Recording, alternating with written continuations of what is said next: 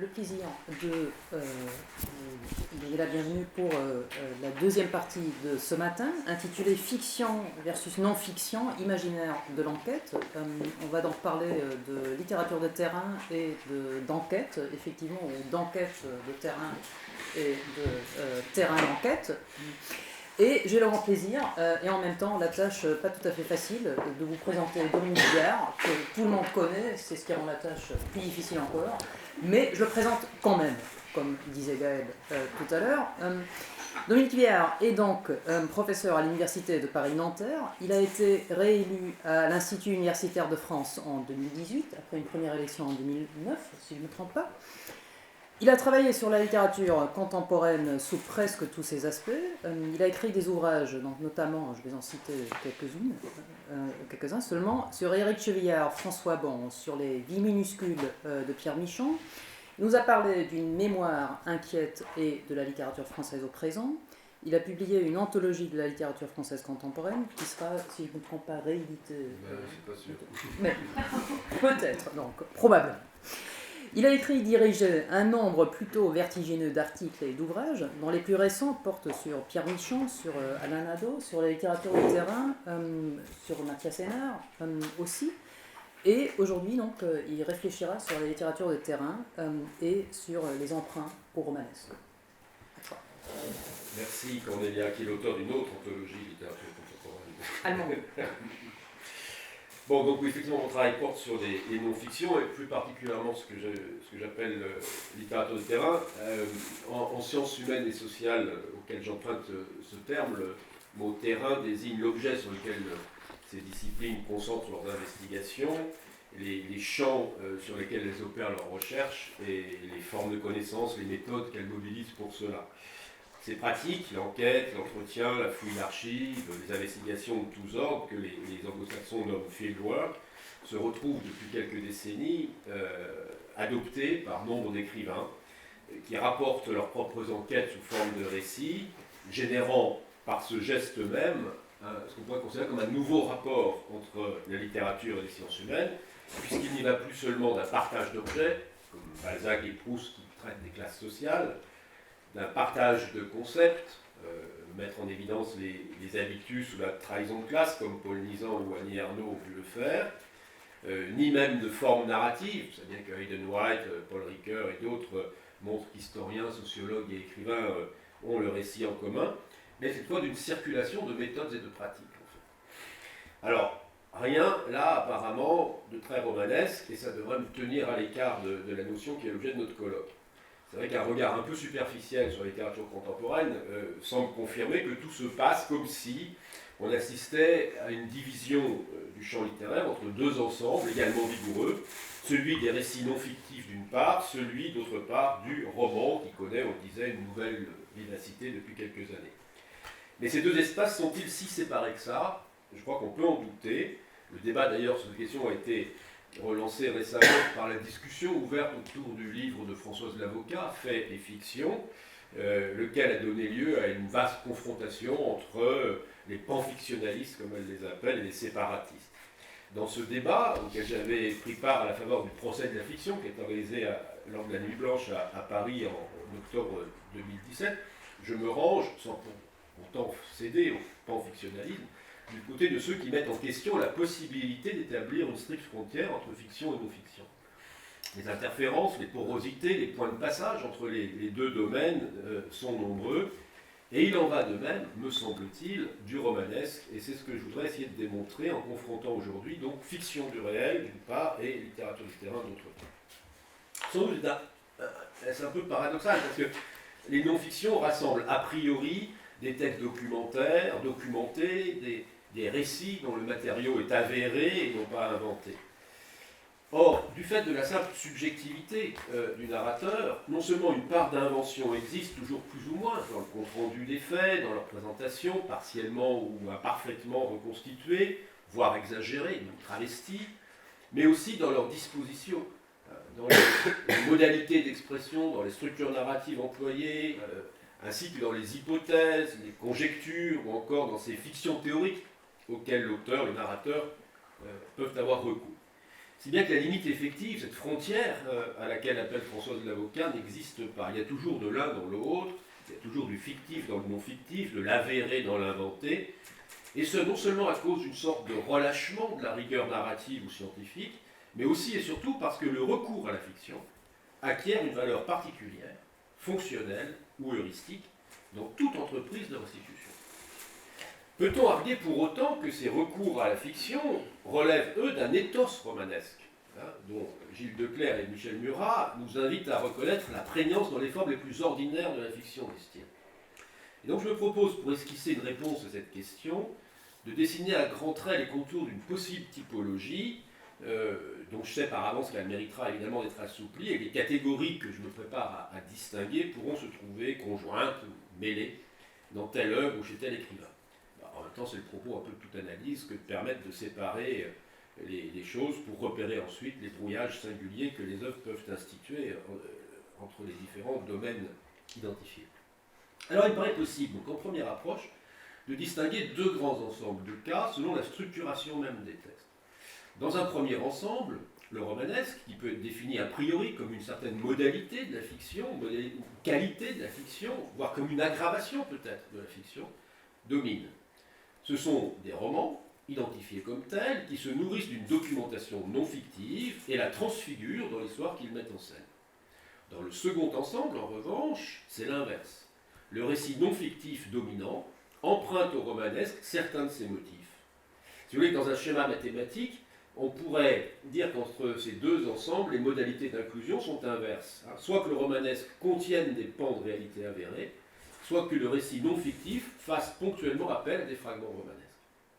Alors le premier ensemble d'abord, il obéit à un schéma assez traditionnel finalement, celui qui est à l'œuvre dans l'esthétique réaliste et naturaliste. Les Halles sont le centre alimentaire effectif de Paris et le ventre de Paris en est la version romanesque avec diégèse et personnages.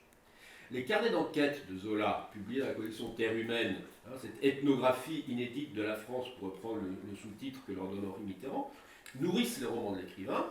Celui-ci collecte des informations qui transitent dans ses fictions et s'y dissolvent.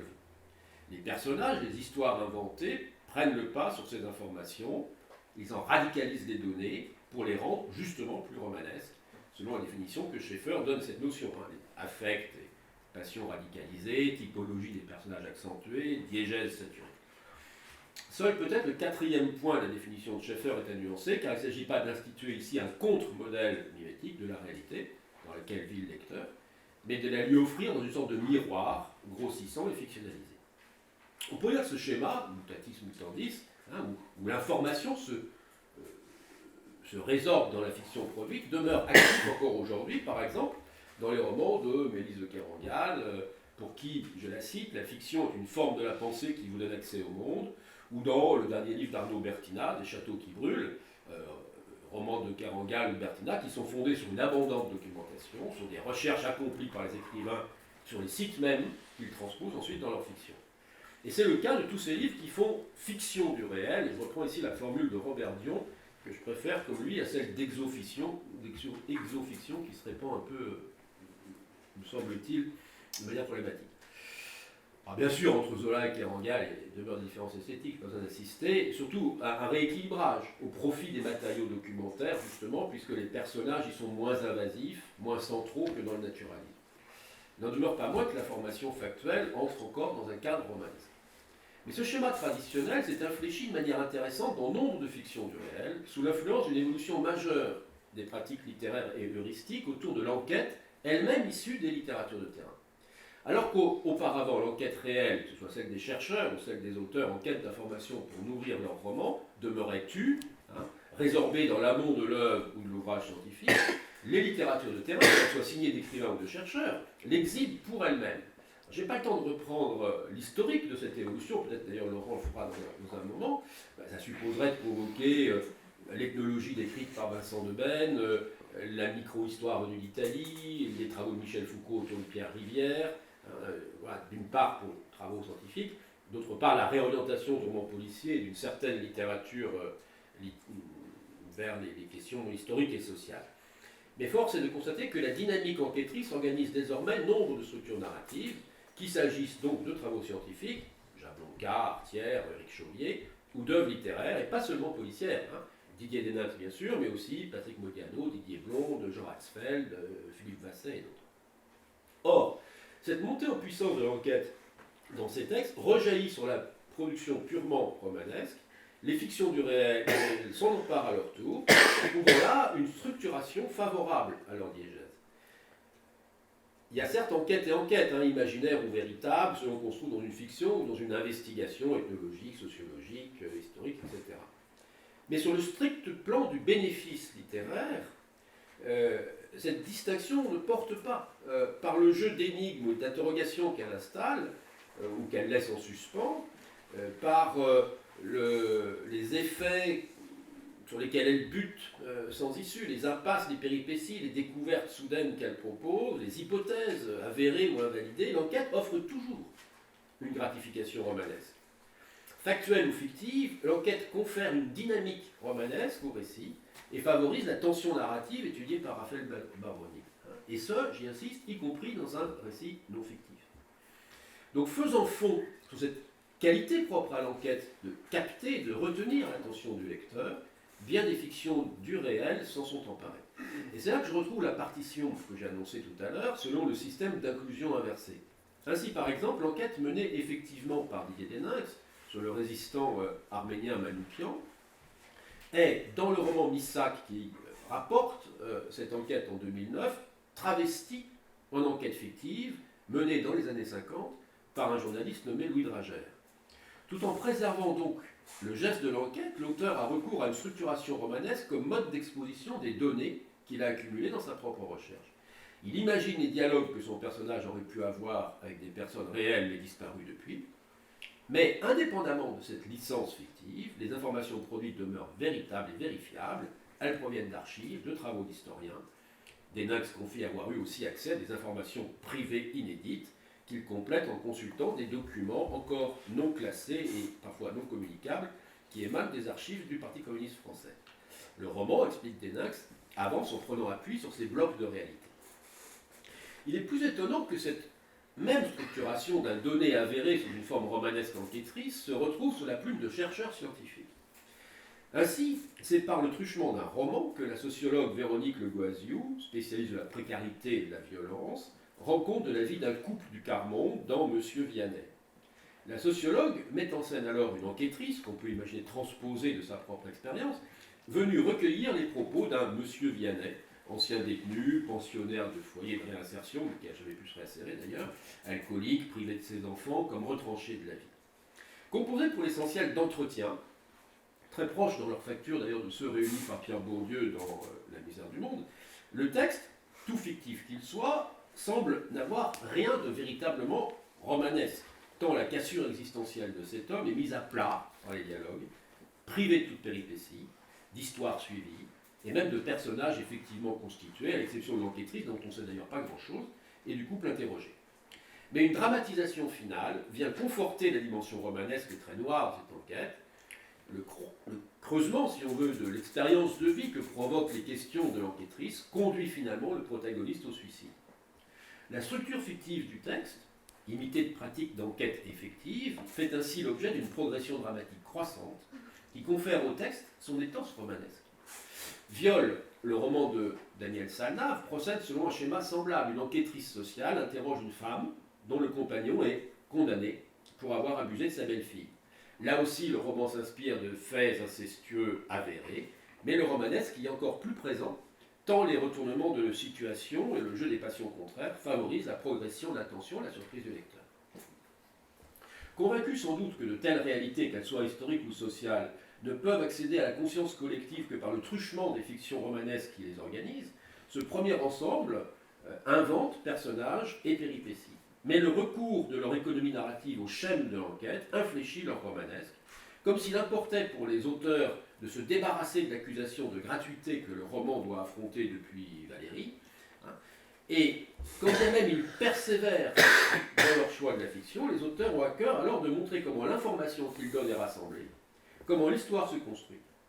La suspension de l'incrédulité n'étant plus acquise, le recours à l'enquête fictive répond aux soupçons qui perdurent sur le récit romanesque, soupçon que l'enquête estompe parce qu'elle apporte et justifie les éléments diégétiques au fur et à mesure de leur survenue et contribue ainsi à en solidifier la vraisemblance. Mais dans cet ensemble, dont je pourrais énumérer encore plein de titres, l'enjeu est toujours, comme au temps du réalisme et du naturalisme, de faire passer des informations sur elle par le truchement d'une fiction romanesque, sauf que celle-ci se conforte désormais en empruntant à l'enquête de terrain un modèle narratif qui la rend plus vraisemblable. Je reviens maintenant au second ensemble, donc aux littératures de terrain elles-mêmes, qui s'attachent à produire le récit de l'enquête menée et non seulement les résultats de celle-ci. Encore une fois, la dynamique de l'enquête organise ces récits et leur confère un attrait qui n'est pas sans relation avec le type de romanesque que la pratique de conquête de savoir, de dévoilement progressif permet. Mais dans ce second ensemble, le romanesque n'est ni un choix esthétique, ni une structuration englobante, ni un imaginaire à préserver. Sa présence est plus ponctuelle. C'est bien que plutôt que de la définition avancée par Schaeffer, elle semble ressortir de celle plus iconoclaste de Roland Barthes, pour qui le romanesque, je le rappelle, est un mode de discours qui n'est pas structuré selon une histoire, mais un mode de notation, d'investissement, d'intérêt au réel quotidien, aux personnes, à tout ce qui se passe dans la vie. Le romanesque n'est plus alors inclus sous forme... Pardon, le romanesque est alors inclus sous forme d'irruption soudaine dans le récit non fictif et non plus l'inverse. Pour le dire avec Morgane, ça serait un romanesque par éclat. Qu'est-ce donc qui justifie sa présence, pour le moins étonnante, dans ce type de texte? À quelle fonction spécifique répond-il? J'ai déjà eu l'occasion de montrer, notamment à propos de Patrick Deville, en l'occurrence à propos de ses textes parus au Seuil, que le romanesque du roman d'aventure permet de figurer dans ses ouvrages une scène probable, mais qui fut sans témoin et demeure sans trace. C'est ainsi que l'écrivain fait appel à Conrad et à Au cœur des ténèbres pour décrire certaines violences de la colonisation, à Verne pour dire l'énergie des explorateurs, leurs courses ne sont pas moins effrénées que le voyage de Phileas Fogg, c'est dans Equatoria, lorsqu'il évoque Stanley et Brazza, la conquête du Congo et de l'Ogooué, ou encore à Malraux, pour typer, dans Kampuchea cette fois, l'un de ses informateurs qui a, dit-il, le corps qu'aurait eu l'aventurier Perken si Malraux l'avait laissé vivre. De la même façon, dans Rimbaud le fils, Michon recourt à Victor Hugo et Gavroche pour imaginer Rimbaud sur les barricades de la Commune. Et tous deux, Deville, Michon, ouvrent volontiers leur référence à ce romanesque par des formules telles que j'imagine, j'aime à croire, je le vois. Il s'agit à chaque fois de dire comment le narrateur se figure les choses. On pourrait appeler ce romanesque un romanesque figural, par opposition au romanesque structurant que j'évoquais tout à l'heure. Et s'il est souvent référé à une œuvre littéraire nommée ou identifiable, ce romanesque figural peut aussi être plus allusif et renvoyer du coup à un ethos romanesque plus général. Ainsi, lorsqu'il décrit la fuite hors de Pologne vers l'exil français de son grand-père, Ivan Jablonka écrit, je cite, « J'ignore quel tortillard bondé, quel express matait sa trappe ensuite, quelle gare déserte ou pleine de paysans il traverse, quels inconnus il croise, au cours de quelles tribulations. Je ne sais rien des ruelles où il se faufile la nuit aux aguets dans son costume fripé. » Et donc, on voit bien que le jeu de la prétérition ici, j'ignore que, permet d'introduire des images romanesques. Alors, référence explicite chez Michon Deville, truchement d'une prétérition, à chaque fois le romanesque se désigne comme tel. Les littératures de terrain ne l'exhibent en fait qu'en le tenant à distance. Elles ne cherchent pas à tromper leur lecteur par une intrusion clandestine qui suspendrait son incrédulité, mais installent avec lui une sorte de connivence culturelle. C'est parce qu'on a lu Hugo, Verne, Conrad, Malraux et d'autres romans d'aventure qu'on comprend mieux de quoi il retourne dans ses récits. Et du coup, on peut se figurer comment tel protagoniste apparaît, comment tel événement ou telle situation se dessine. Un romanesque figural de cette sorte est particulièrement à l'œuvre dans Leila Mahi 1932 de Didier Blonde, selon un degré d'autant plus prononcé que l'information y manque cruellement.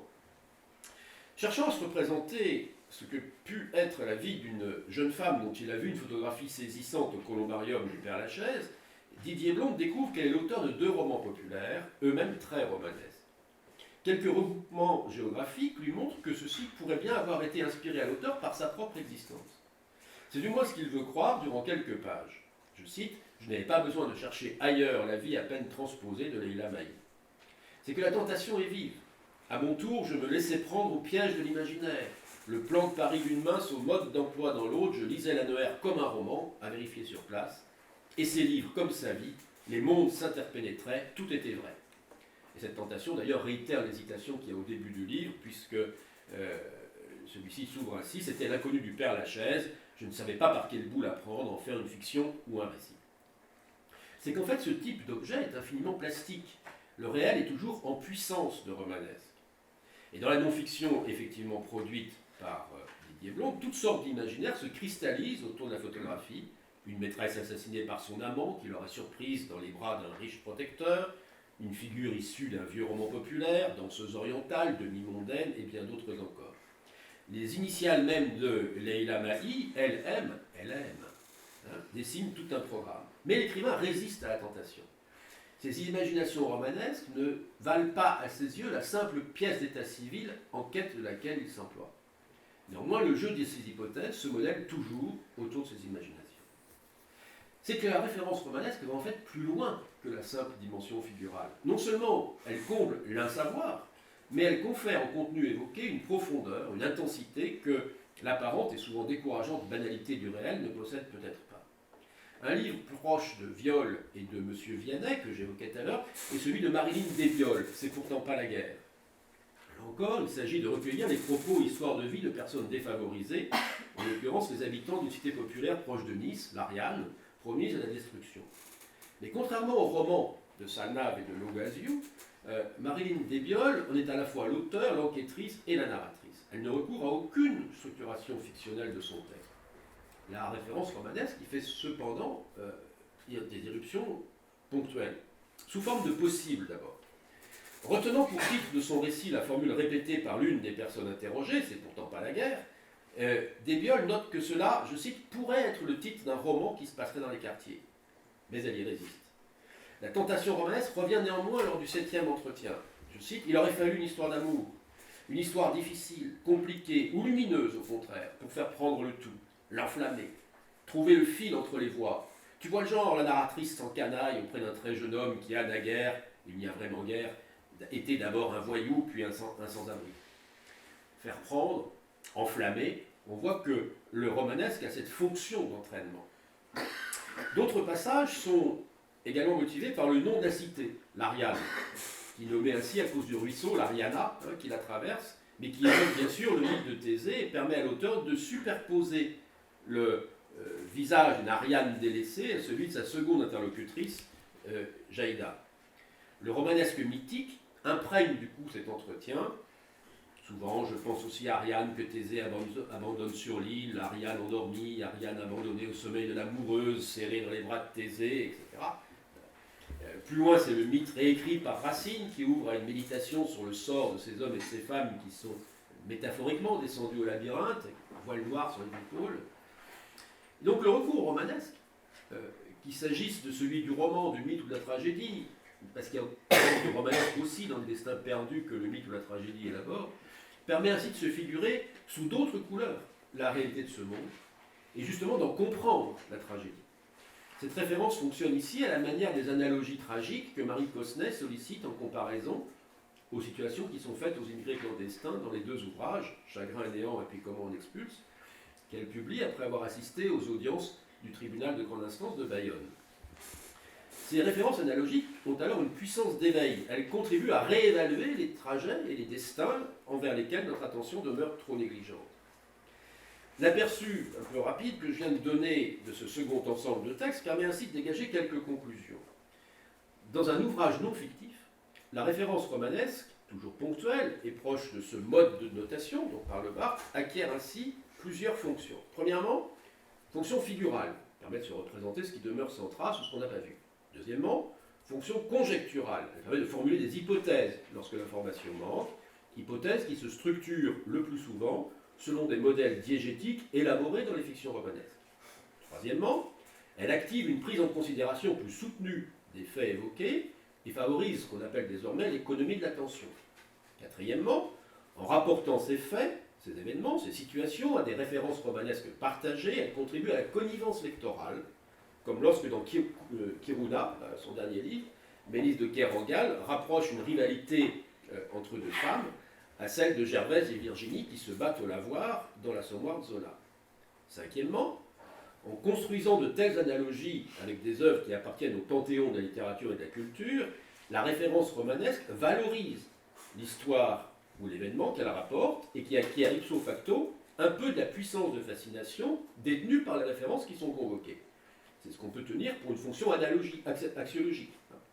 Enfin, sixièmement, parce que ces romans, ces personnages, ces mythes, ces situations éminemment romanesques auxquelles il est fait référence ont été depuis des décennies l'objet de maintes exégèses critiques, elle fournit un modèle d'intellection aux fragments de réalité qui leur sont comparés. La référence romanesque concourt ainsi à la vocation épistémologique de la littérature. Notons d'ailleurs que cette sixième fonction est réversible, instruisant une sorte de va-et-vient entre le réel et le romanesque.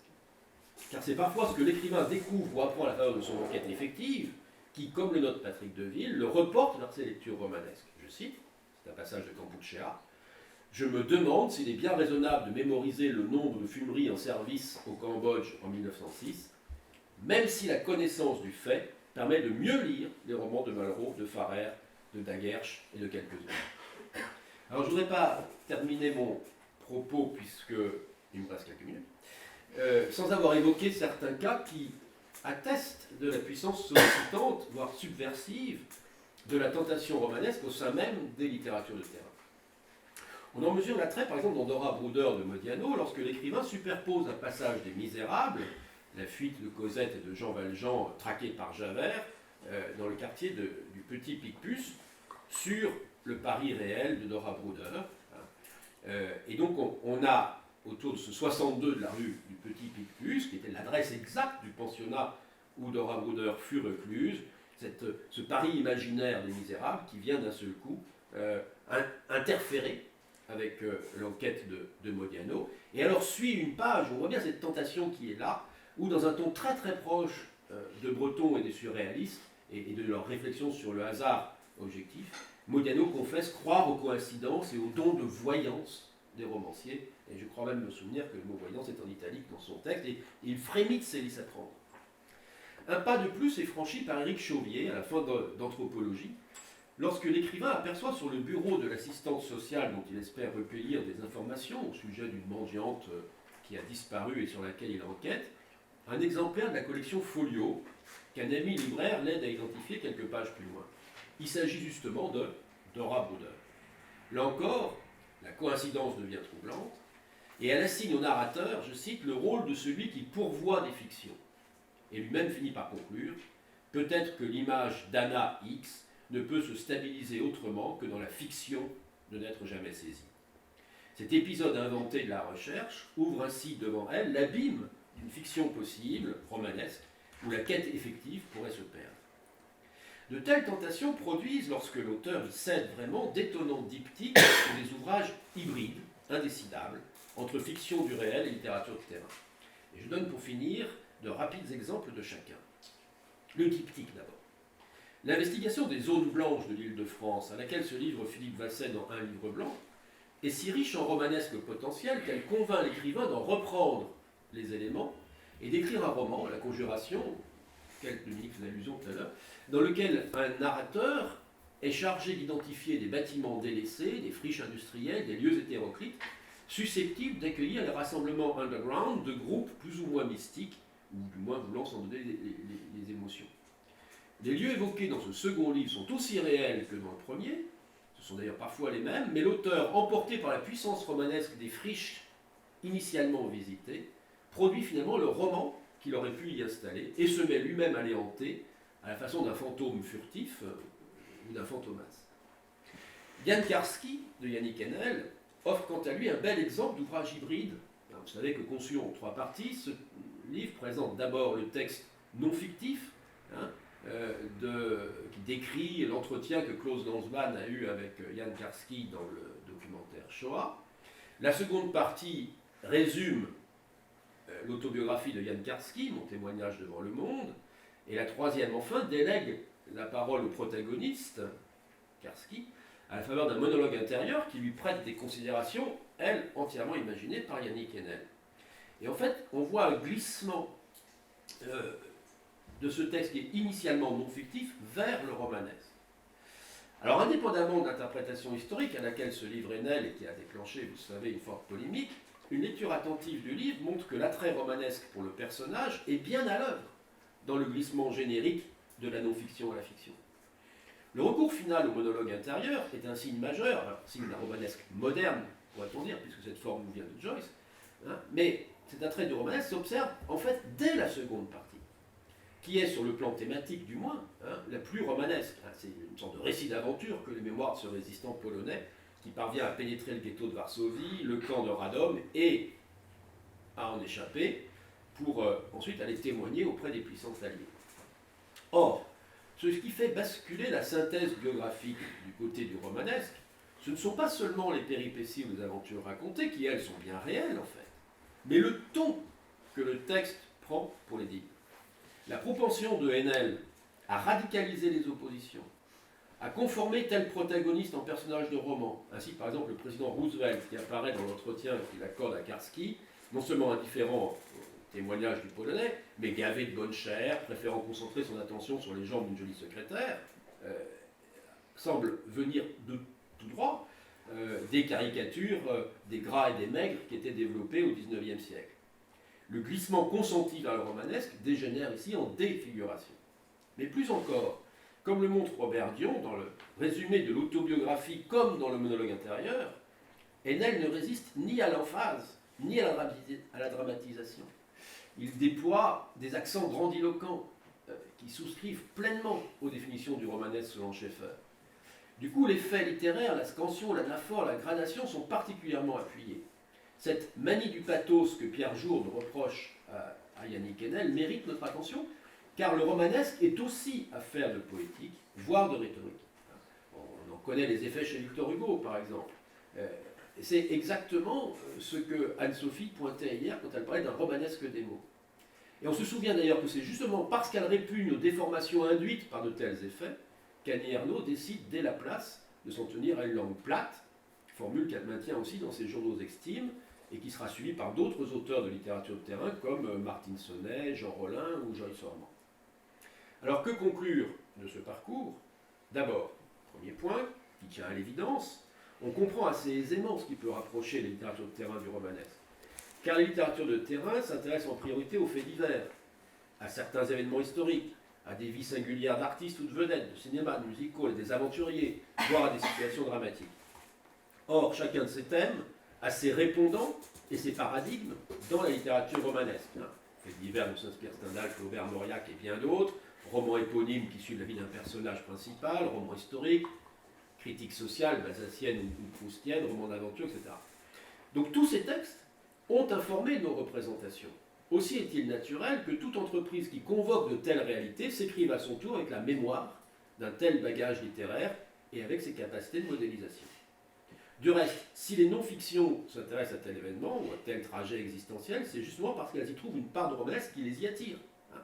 On a rappelé jeudi l'intérêt, par exemple, de Laurent Binet pour l'attentat historique contre Heydrich, motivé par un désir romanesque. Car il y a du romanesque dans le réel. Ces vies qui nous fascinent, ces faits divers qui nous sidèrent n'en sont pas indemnes, pas même les vies apparemment les plus banales et les plus anonymes, comme le prouve tout récemment l'enregistrement que Marie Nimier fait de leurs éclats romanesques dans son livre des Confidences. Second point de conclusion. La montée en puissance des littératures de terrain est telle que le modèle qu'elles instituent est désormais repris par les romanciers eux-mêmes, qui structurent de plus en plus leur fiction du réel sur le mode de l'enquête. Le romanesque fournit alors le cadre fictif d'un matériau par ailleurs documenté, quoique lui-même fictionnalisé. C'est un romanesque structurant qui répond à une norme esthétique bien instituée. Si instituée d'ailleurs, je n'ai pas le temps de développer, mais qu'elle a influencé aussi le New Journalism américain, qui revendique le modèle du naturalisme, et je saute. Enfin, ce qui me semble le plus important, troisième et dernier point, ce sont ces 6 fonctions que j'ai énumérées, qui recouvrent la convocation du romanesque dans les littératures de terrain. Les effractions du fictif romanesque dans les non-fictions ne sont pas seulement la marque donc d'une prégnance de l'imaginaire. Cette mise en œuvre culturelle des données anthropologiques de la fiction, pour le dire avec Murat et Declercq, mise en œuvre par les littératures de terrain, peut certes obéir à des enjeux esthétiques, mais elle répond surtout à des enjeux cognitifs, à des nécessités heuristiques et épistémologiques, à la manière des fictions théoriques que développent les scientifiques, figurales, conjecturales, économiques connivente, axiologique. Ces irruptions du romanesque montrent que celui-ci n'est pas seulement une structure imaginaire de représentation du monde, mais qu'il contribue, dans certains de ses usages, à construire une structure d'intellection et de prise en considération du monde. Merci.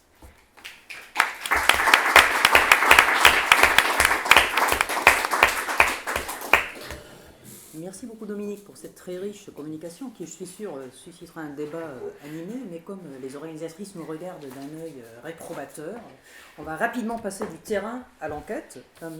Et je présente Laurent Demance, qui est professeur à l'Université de Grenoble-Alpes depuis 1 an, je pense, qui a également beaucoup travaillé sur la littérature contemporaine, notamment sur Pierre Bergugno, Gérard Massé, Pierre Michon et Pascal Quignard, dans un livre qui a été publié en 2008 chez José Corti sous le titre d'Encre orpheline. Et puis, il a fait paraître 1 an plus tard un livre qui porte uniquement sur Gérard Massé, intitulé L'invention de la mémoire. Son HTR, en 2014, portait sur les résistances mélancoliques, sur une lecture des écritures contemporaines. Et à la suite, en 2015, il a publié Les fictions encyclopédiques du Gustave Flaubert à Pierre Sange. Et, comme il est très productif, il vient tout juste de sortir une autre monographie qui est intitulée Un nouvel âge de l'enquête, et c'est également de l'enquête qui nous parlera maintenant. Merci beaucoup. Je voudrais remercier les organisatrices et les organisateurs de l'invitation. Je ne les remercie pas en revanche de m'avoir placé juste après Dominique, qui m'a coupé l'herbe sous le pied et m'a grillé toutes mes cartouches, donc il faut considérer ça comme un coup d'ici ou comme des croquis en marge. Alors je voudrais dans ce bref propos prolonger et déplacer quelques réflexions menées dans l'ouvrage que évoquait Un nouvel âge de l'enquête. Il s'agissait pour moi de saisir la fièvre d'investigation qui s'est emparée du champ littéraire contemporain à la lisière du journalisme et des sciences sociales. Ces narrations documentaires, selon le terme proposé par Lionel Ruffel, s'élaborent avec une exigence d'attestation et une factualité revendiquée. Pour autant, les enquêtes contemporaines, comme je l'ai souligné déjà dans un article, n'hésitent pas à mobiliser des outils fictionnels pour appréhender un réel récif, et je rejoins là Dominique, ça ne sera pas la seule fois. Cela a souvent été souligné, la fiction est une puissance modélisatrice, une force de figuration et de creusement hypothétique du réel. De tels usages de la fiction emblématisent un rapport inquiet au réel, brouillé, à l'ère des simulacres et des faux-semblants. Pour autant, les enquêtes contemporaines ne sollicitent pas seulement les fictions pour en faire aussi un terrain d'investigation dans une interrogation perplexe et scrupuleuse. Elles mobilisent aussi une certaine puissance du romanesque que je voudrais saisir dans la tension entre 2 verbes, tendre et suspendre, qui seront les 2 pôles de mon propos. Avant cela, je voudrais rappeler les affinités profondes entre enquête et romanesque. De telles affinités, Dominique Khalifa, puis Luc Boltanski, dans une autre perspective, les ont fortement établies, en analysant les circulations de modèles entre, d'une part, la constitution des procédures scientifiques et journalistiques de l'enquête, et d'autre part, l'invention du roman policier. Figures, modèles, gestes, dramaturgie de la connaissance circulent d'un champ à l'autre, au point que se constitue, selon la belle formule de Dominique Khalifa, une culture de l'enquête ou un paradigme inquisitorial au XIXe siècle, sans établir pour autant une méthodologie codifiée, mais des pratiques transversales souples. C'est que sciences sociales émergentes, journalisme et romans policiers ont en partage une passion du déchiffrement, un souci d'élucider l'énigme du monde social, en un mot, une fièvre décryptive. Ce qu'il m'importe ici de noter, au-delà des rencontres épistémologiques et des phénomènes de diffusion que permet la vogue du roman policier, c'est que l'enquête est fortement étayée, même dans ses protocoles les plus scientifiques, à un romanesque de la connaissance. S'élabore donc là un romanesque sans roman, pour reprendre la formule de Roland Barthes. La référence à Roland Barthes mérite cependant une précision. On sait à quel point son travail de redéfinition du romanesque l'infléchit du côté du quotidien et des politiques de la notation, fortement analysé par Michael Sheringham, à distance du récit. Écriture de la touche, pratique de l'incident, du côté des listes et la transcription d'un infraordinaire mat. Pour autant, ça traverse la dimension affective que le romanesque sans roman de Roland Barthes rencontre les écritures contemporaines de l'enquête. Je voudrais citer Barthes dans un passage qu'on cite moins souvent sur cette question du romanesque. Dans la vie quotidienne, j'éprouve pour tout ce que je vois et entends une sorte de curiosité, presque d'affectivité intellectuelle, qui est de l'ordre du romanesque. il y a un siècle, je me serais sans doute promené dans la vie avec un carnet de romancier réaliste. Mais je ne m'imagine pas aujourd'hui composant une histoire, une anecdote avec des personnages portant un nom propre, bref, un roman. Pour moi, le problème d'avenir, parce que j'ai très envie de me mettre à travailler de ce côté-là, sera de trouver peu à peu la forme qui détacherait le romanesque du roman, mais assumerait le romanesque plus profondément que je ne l'ai fait jusqu'à présent. Curiosité, affectivité intellectuelle, ou dans un autre passage, investissement, intérêt, ce qui caractérise en grande part la définition barthésienne du romanesque, c'est en effet une dimension timique d'investissement sensible et passionné du réel. C'est là sans doute que les propos de Roland Barthes peuvent servir à penser les enquêtes contemporaines en considérant, à la suite des travaux de Raphaël Baroni, la narration comme une dynamique affective qui suscite une tension ou une attention, ici, envers l'énigme du réel. Curiosité et affectivité intellectuelle se propagent à travers la contagion du récit au lecteur qui se trouve à son tour affecté. Ce romanesque de l'enquête va de pair avec des scènes topiques, des logiques de dramatisation, des lieux spécifiques. C'est tout un répertoire thématique et narratif à la charnière du roman policier, du roman noir ou de certains imaginaires des sciences humaines et des sciences sociales. Sans m'attarder, je voudrais préciser quelques traits de ce répertoire. D'abord, un personnel romanesque. Bien des enquêteurs contemporains, dans les textes de non-fiction, sollicitent des rémanences romanesques pour dire par contrepoint et contraste leurs investigations, en mobilisant l'aura littéraire de telle ou telle figure, mais pour mieux s'en démarquer avec une légère ironie. C'est Fantomas chez Didier Blonde et Philippe Basset, Les Espions de Jean Rollin, Les Détectives Hard-Boiled chez Philippe Génada ou Patrick Modiano. Deuxième point, une dramaturgie intensifiée de la connaissance. Si les enquêtes contemporaines sont tramées d'argumentation et d'hypothèses, elles mobilisent aussi une puissance tonique ou tensive en cristallisant la démarche de savoir dans des scènes qui concentrent avec intensité le mouvement du savoir. Rencontre d'un témoin, entrée dans un espace refusé, découverte d'une archive, les enquêtes mobilisent dans certains épisodes sensibles une temporalité intensifiée qui permet de saisir la scansion irrégulière et affective de la connaissance, comme dans ce passage très célèbre d'Histoire des grands-parents que je n'ai pas vu d'Ivan Jablonka. On parlemente, ils essaient d'entrer dans les archives. On parlemente, on essaie d'émouvoir l'employé de l'accueil. Finalement, mon père est autorisé à monter en salle de lecture avec moi. Le registre d'écrou de la santé confirme que Mathès Jablonka, tapissier de profession et curieusement sans domicile fixe, est incarcéré du 12 au 19 mai 1939, date à laquelle il est transféré à Fresnes. Nous passons ensuite au registre de la 16e chambre du tribunal correctionnel de la Seine. Nous tournons les pages, fébrilement. Il est là. Troisième point, une topographie romanesque. Les enquêtes contemporaines dessinent des trajets, des explorations, des circulations dans les angles morts des espaces sociaux. Il y a là un romanesque de l'immersion du terrain qui reprend des scènes topiques issues des mystères de Paris ou des premières enquêtes ethnographiques.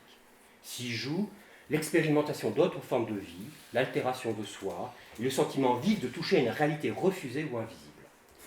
Malgré la fin sans cesse annoncée de l'exotisme, cette passion du terrain n'en mobilise pas moins en creux certaines caractéristiques essentielles. C'est là, comme toujours, que la veine romanesque se dialectise fortement avec une ligne anti-romanesque pour passer de l'exotique à l'andotique, de l'extraordinaire à l'infraordinaire, selon des mouvements de glissement et de renversement, mais toujours dans une très forte articulation.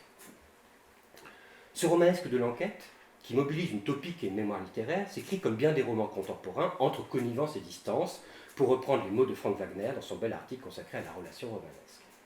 Cette mémoire mobilisée permet évidemment de s'approprier la force immersive des romans policiers, d'impliquer au plus fort le lecteur dans la construction du savoir, dans une collaboration presque démocratique.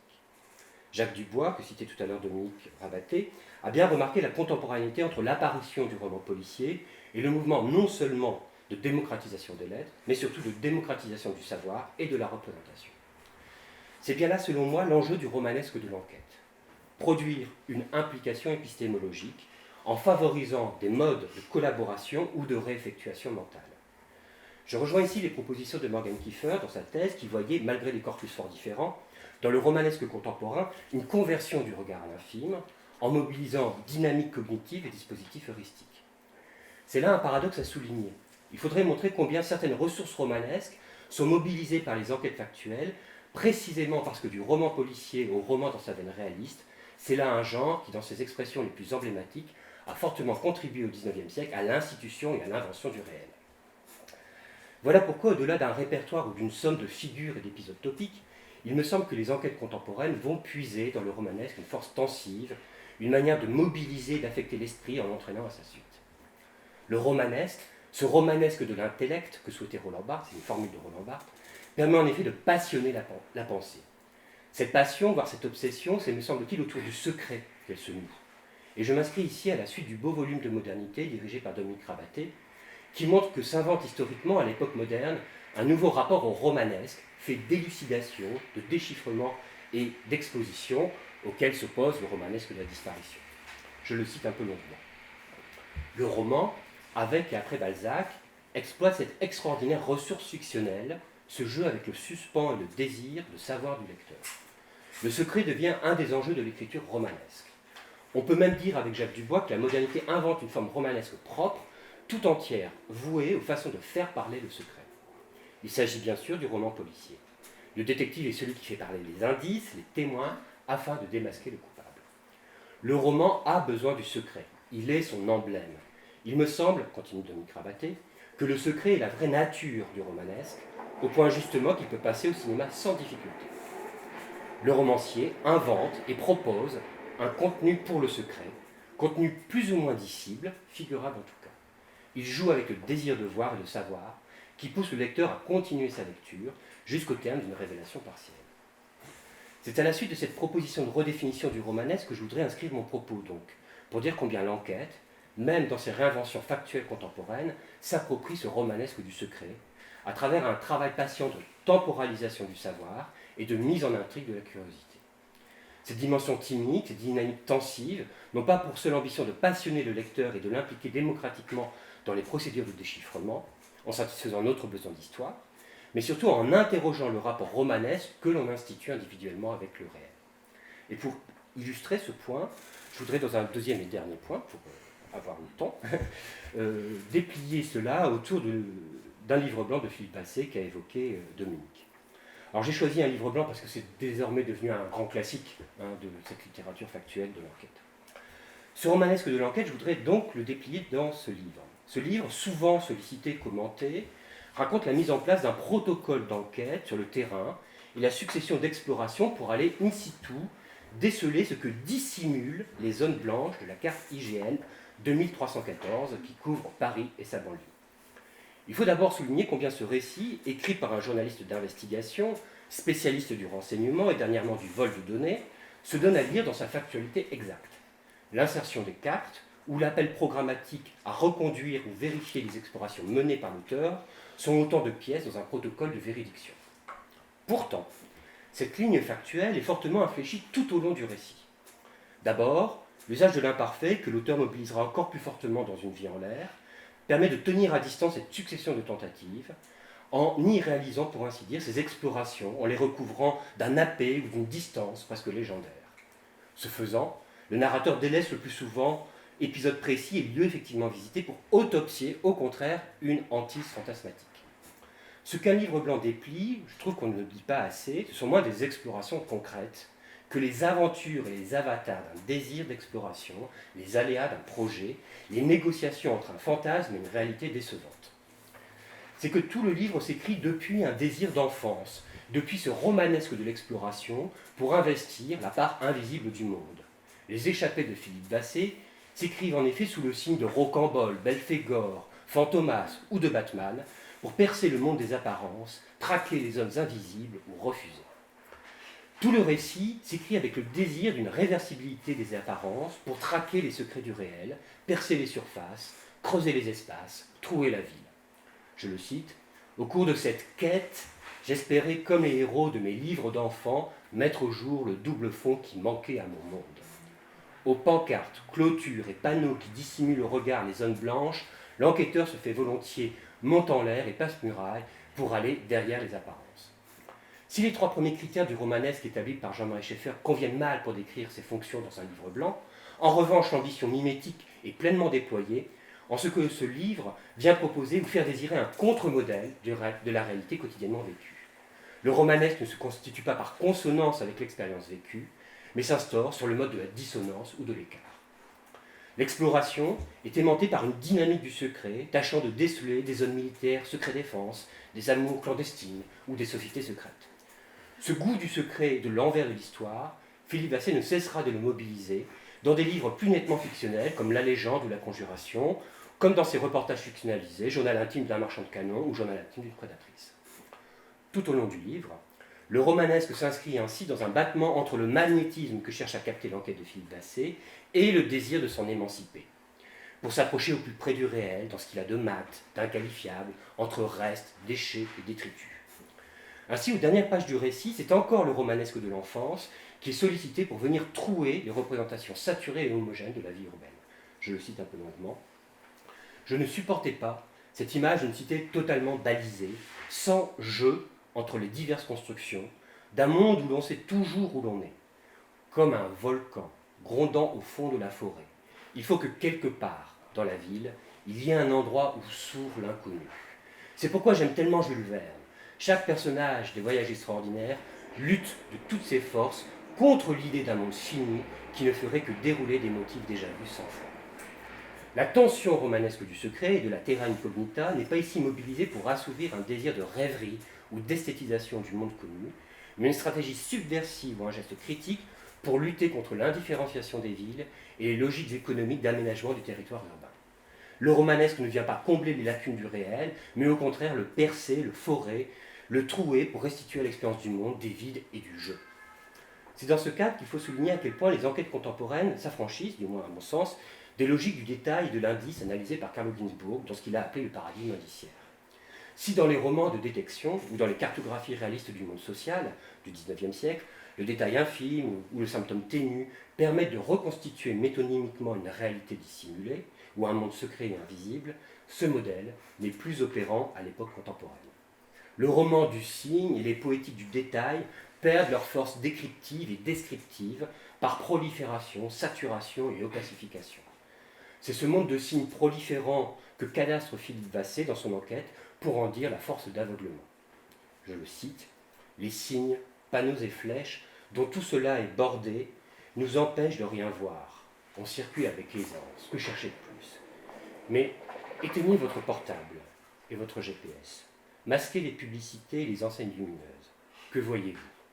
Les poteaux, les fils, les rues tracent des figures, encadrent des détails, en soulignent d'autres, mais rien n'a de signification ni d'emploi. Il n'y a que des objets incertains et des événements indécidables.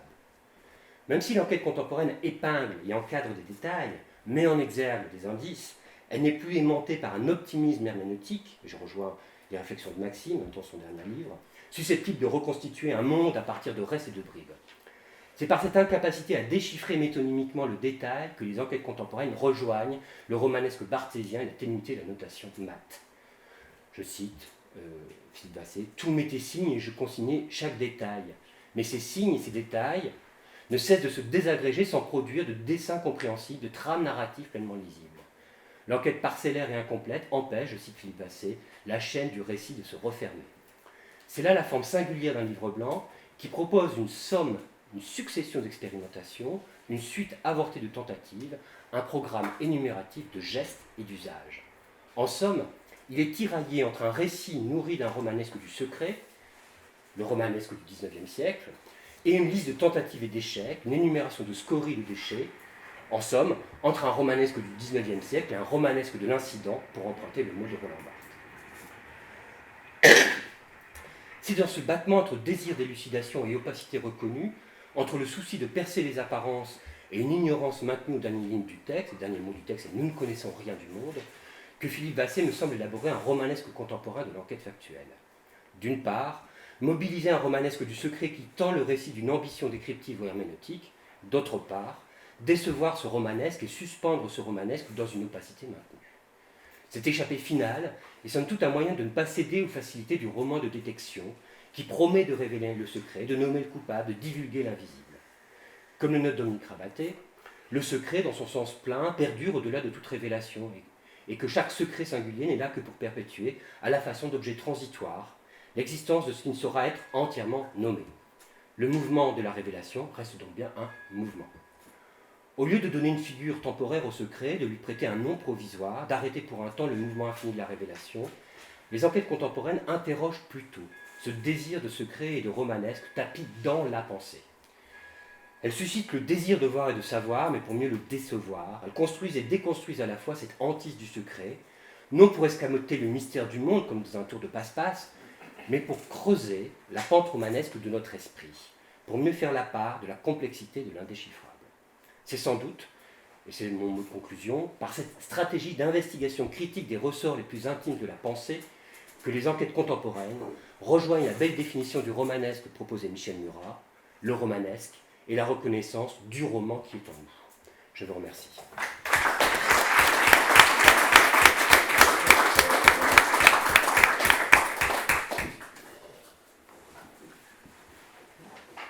19 minutes pile, d'ailleurs.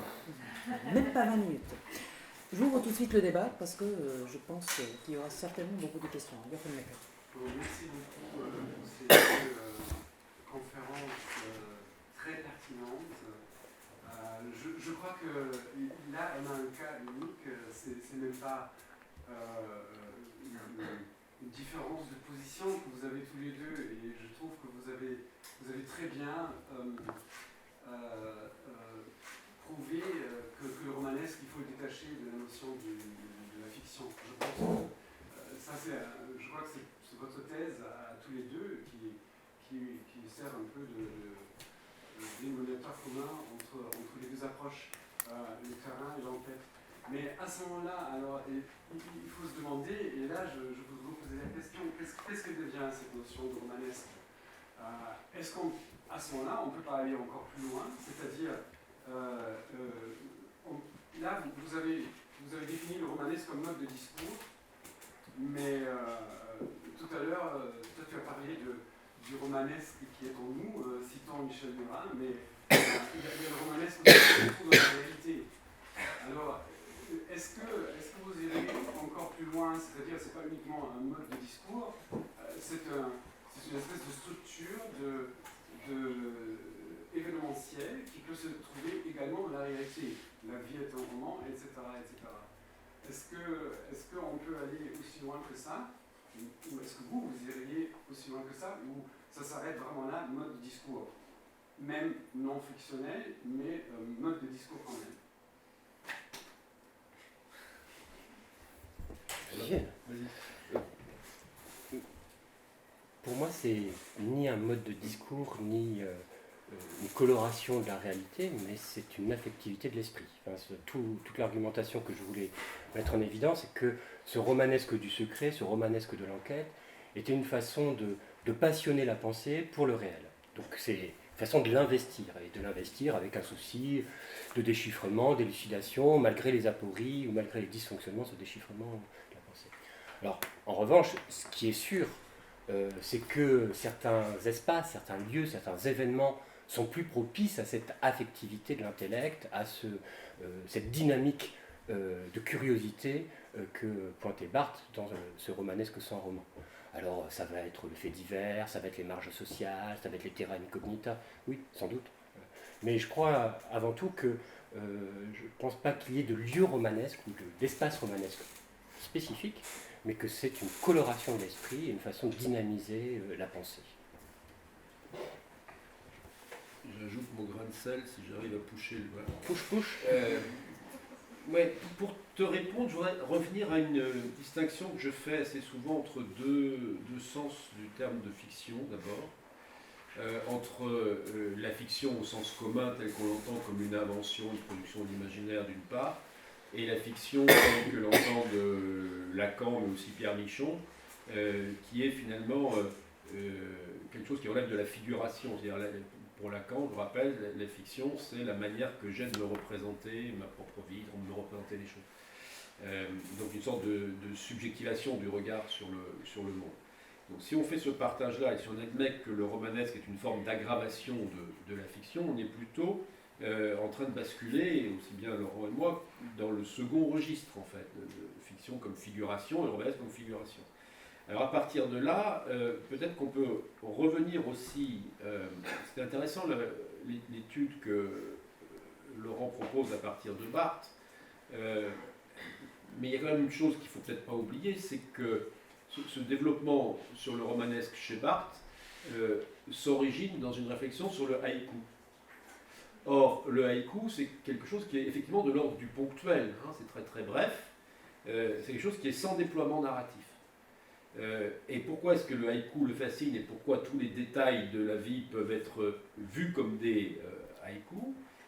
Parce qu'ils ont en eux une sorte de potentiel romanesque, un potentiel de l'imagination, potentiel de la dérivation.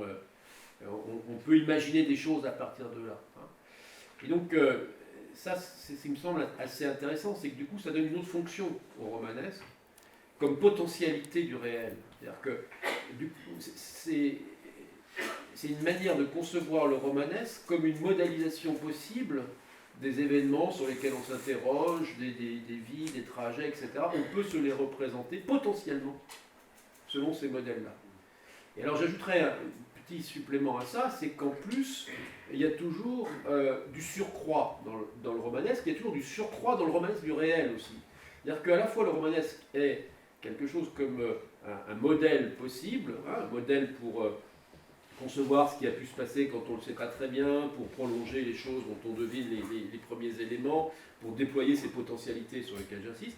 Mais ce romanesque de la vie effective est aussi de l'ordre de la surprise parfois. Pourquoi est-ce que les faits divers nous sidèrent tellement? Parce qu'ils nous surprennent, parce qu'ils excèdent cette modélisation qui est déjà là. Pourquoi est-ce que le 11 septembre nous a sidérés? Parce qu'on n'était pas allé jusqu'à imaginer ça. C'est-à-dire qu'il y a un moment où la surprise, finalement, va plus loin que le romanesque et produit une sorte d'enrichissement ou d'augmentation encore des potentialités du romanesque. Et c'est dans cette espèce d'entre-là que se déploient ces systèmes de relations entre l'enquête non fictive ou les enquêtes non fictives et tout ce que le romanesque peut leur apporter comme ingrédient, finalement, à l'intellection qu'elle propose.